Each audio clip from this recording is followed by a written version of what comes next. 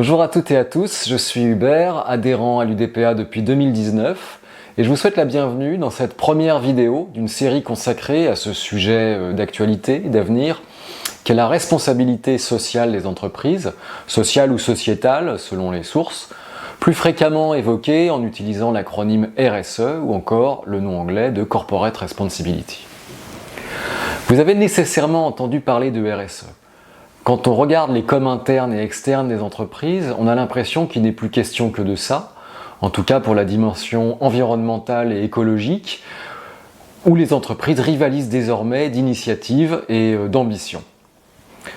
Avant d'évoquer le sujet d'un point de vue théorique et de parvenir à une définition, je vous propose pour commencer un regard rétrospectif sur les 70 dernières années, parce que la RSE vient de quelque part et qu'elle est une réponse à un ensemble de questions.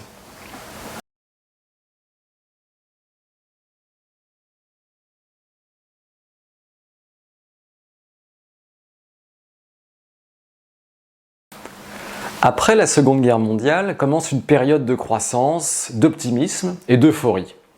Et chaque pays occidental cherche à imiter le modèle américain. En France spécifiquement, commence cette période que l'auteur Jean Fourastier appellera les 30 Glorieuses, dans un livre de 79, par une allusion lointaine aux 3 Glorieuses de la Révolution de 1830.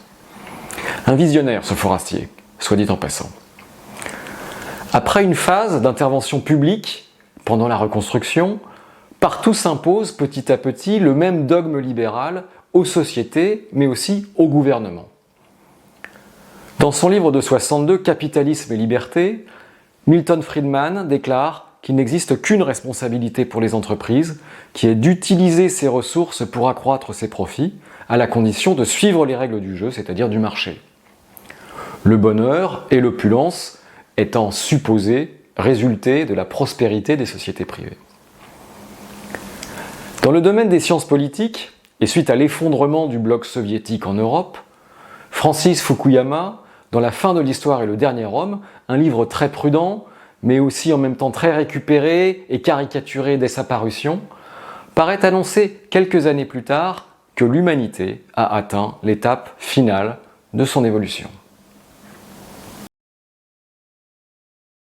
Au bout du compte, au prix d'un certain nombre d'interprétations et d'approximations, tout le monde dans les années 80 et 90 est convaincu que le marché a gagné et que tout est pour le mieux dans le meilleur des mondes possibles, dans un climat de finance euphorique, où l'idéal d'accomplissement masculin ressemblerait à ça, mais aussi à ça.